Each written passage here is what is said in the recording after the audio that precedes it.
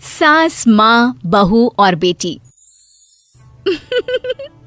नहीं नहीं, ये कहानी इन सारे के सारे रिश्तों की नहीं, बल्कि 2 रिश्तों में ही सभी रिश्तों के होने की है। अरे बहू, मेरे और तेरे ससुर जी की रोटी मत बनाना, मैं बना लूंगी, दिन तक ठंडी हो जाती है। बहू जो कि एक वर्किंग लेडी थी। नहीं नहीं माँ जी, मैं अच्छे से कपड़े में लपेट देती हूँ ना, आप क्यों मेहनत करेंगी, माइक्रोवेव में गर्म कर लेना। अरे नहीं बहू, मेहनत मत कर, वैसे भी ऑफिस में कम मेहनत होती है क्या, जा रहने दे। लेकिन बहू मानती नहीं, वो सास ससुर की रोटी बना कर ही जाती है। दोपहर में खाने के वक्त ससुर जी कहते हैं, अरे बहू को रोटी बनाने के लिए क्यों मना कर दिया, क्या हो गया, ठंडा ही तो खाते आए हम लोग हमेशा से।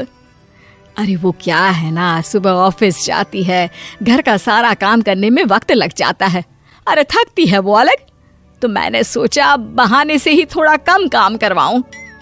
ससुर मुस्कुरा रहे होते हैं, ये तो अच्छा है, बहू को समझना जरूरी है। वक्त बीत रहा था, घर में सब खुश थे कि एक दिन, माँ जी आप शाम को थोड़ा टहलने निकला करें, घर पर रह रहकर हड्डियां जाम होती है, पापा को भी ले जाया करिए, मैं वक्त पर तो आ जाती हूँ। बहू ठीक 5 बजे ऑफिस से घर आ जाती है। फिर चाय नाश्ता बनाकर सास ससुर के साथ बैठती, उन लोगों को सारा दिन का हाल बताती। रात को पति घर आता है। क्या बात है बेटा, ऑफिस से आकर कभी हम लोगों के साथ भी बैठा कर। अरे माँ, दिन रात काम करके मन ही नहीं करता, अगले दिन की फिर तैयारी होती है, आप और पापा ही कमरे में आ जाओ। इससे अच्छी तो बहू है, कितना भी थकी रहे, घर आकर हम लोगों के लिए चाय नाश्ता बनाना, फिर बातें करना। बहू ना होती तो हम बुढ़ा बुढ़िया तो बैठे ही रह जाते। सास और ससुर अब बहू के कहने पर शाम की सैर पर निकलने लगते हैं। सास की कई सहेलियां बनती है तो ससुर को भी कुछ बुजुर्ग लोगों का ग्रुप मिल जाता है। कैसा रहा सहेलियों के साथ शाम का वक्त? हम लोगों ने तो भाई खूब योगा किया। अरे हम लोगों को गप्पों से फुर्सत ही नहीं होती। वैसे मिसेस मल्होत्रा आज बहू के बारे में कुछ बोल रही थी। तभी वहां ऑफिस से बहू आ जाती है जो जींस और टॉप में होती है।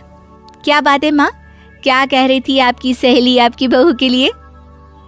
सास इस बार बहू को कुछ अलग तरीके से देखती है और उल्टा सवाल ही दाग देती है। क्या कह रही थी वो हटा, ये बता, तेरे ऑफिस में तो मर्द भी काम करते होंगे ना? बहू जो अब तक मजाक कर रही थी वो सीरियस हो जाती है। मर्द होंगे नहीं माँ जी, मर्द ही ज्यादा है, हम 5 ही लड़कियां हैं ऑफिस में। अरे तो अच्छा लगता है क्या ऐसे कपड़े पहनती हो? कल से तुम ना साड़ी पहनकर ऑफिस जाना, और हाँ, शाम का नाश्ता थोड़ा जल्दी बनाया करो, नाश्ता बनाकर बाद में ही ऑफिस के कपड़े चेंज करने जाना। बहू को समझ में नहीं आता कि सास को हो क्या गया है, लेकिन वो कुछ नहीं कहती, सीधे किचन में जाकर चाय नाश्ता बनाती है और सास ससुर को दे देती है। अगले रोज बहू ऑफिस के लिए तैयार होती है तो खूब सुंदर सी साड़ी पहनती है और ऑफिस के लिए निकलने से पहले सास और ससुर के पैर छूती है और निकल जाती है। क्या बात है, आज मेधा के ऑफिस में लग रहा है कोई फंक्शन है। अच्छा, पता नहीं, मुझे तो बताया नहीं, वैसे तो सारी बात करती रहती है। अरे देखा नहीं कैसे साड़ी पहनकर जा रही थी? अरे वो तो मैंने ही बोला है उसे। अरे अच्छा लगता है क्या रोज रोज ऐसे सूट या जींस में जाना? बहू हो, बहू बनकर रहो, और आप भी ना मेधा मत किया करिए, बहू बोला करिए, सर पर चढ़ जाएगी तो दिक्कत हो जाएगी। सास अब बहू को बहू जैसा रखने लगती है, हर बात पर रोका टोकी, हर बात पर ताने। क्या बात है, आजकल लेट आ रही है ऑफिस से? अरे चाय के लिए भी देर हो जाती है, हम लोग फिर पार्क में भी देर से पहुंचते हैं।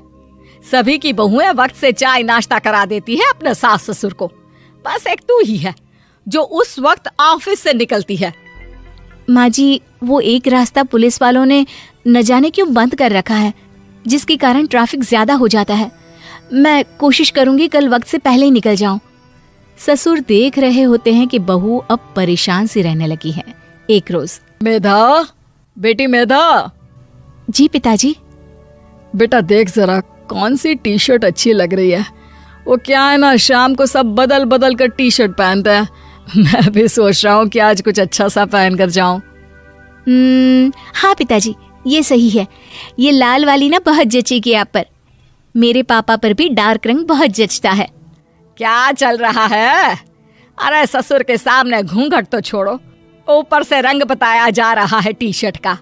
अरे बहू, कोई संस्कार दिए नहीं है क्या तेरी माँ ने? बहू इस बार बहुत निराश हो जाती है। वो वहां से तुरंत अपने कमरे में चली जाती है। अब बहू घर का सारा काम करती, ऑफिस जाती, लेकिन साड़ी और सर पर पल्ला लेकर। एक बार पड़ोसन उनके घर आती है। वाह सुमित्रा बहन, बहू का तो रूप ही बदल दिया। ठीक किया, बहू बहू जैसी ही अच्छी लगती है। अच्छा चलती हूँ मैं। पड़ोसन के जाने के बाद सास बड़ी अकड़ के साथ कहती है, देखा मेरा कमाल, कैसे मैंने मेधा बहू को कंट्रोल में कर लिया। अब बारी ससुर के बोलने की थी। हाँ सुमित्रा, बिल्कुल ये काम तो किया है तुमने, लेकिन कभी सोचा क्या खो दिया? क्या खो दिया? मैंने तो कुछ नहीं खोया जी। खोया है, पहले बहू जब ऑफिस जाती तुम्हारे पैर छूकर तुम्हें गले लगाती, लेकिन अब सिर्फ पैर छूती है। हाँ जी, ये बात तो आप ठीक बोल रहे हैं। पहले घंटों हम लोगों से बात करती, कमरे में ना जाती, ऑफिस से आते ही खुद की चाय, खाना, नाश्ता सब हम लोगों के साथ करती, सारी बात बताती। लेकिन क्या तुम्हें पता है, बहू की तबीयत खराब चल रही है, वो माँ बनने वाली है। ये बात मुझे बेटे ने बताई कि तुम्हें बता दूं। अब सास की आंख में आंसू थे। वो समझ गई थी कि लोगों के कहने में आकर उसने क्या खो दिया। शाम को बहू घर आती है तो माँ किचन में पकोड़े तल रही होती है। अरे माँ जी, आप रहने दीजिए ना, मैं आ तो रही थी। अरे नहीं, जा तू चेंज कर ले, मैं नाश्ता और चाय टेबल पर ही लगा रही हूँ मेधा। सास के मुंह से अपना नाम सुनकर बहू को बहुत अच्छा लगता है। माँ जी, कोई गलती हो गई है क्या? मेरे होते हुए आप काम करें, ये ठीक नहीं है। संस्कारी और समझदार बहू सास को माँ समझती है, लेकिन सास की बेवकूफी उसे सास ही बनाकर रखती है। बहू, मुझे भी थोड़े संस्कार और समझदार बनने का मौका दे, जिससे मैं भी बहू नहीं बेटी को देखूं तुझ में। और हाँ, मेरा होने वाला पोता क्या कहेगा कि दादी ने तो मेरी माँ को बहुत परेशान किया। बहू सास को गले लगा लेती है। नहीं माँ जी, वो कहेगा कि माँ को तो दादी ने बेटी बनाकर रखा है।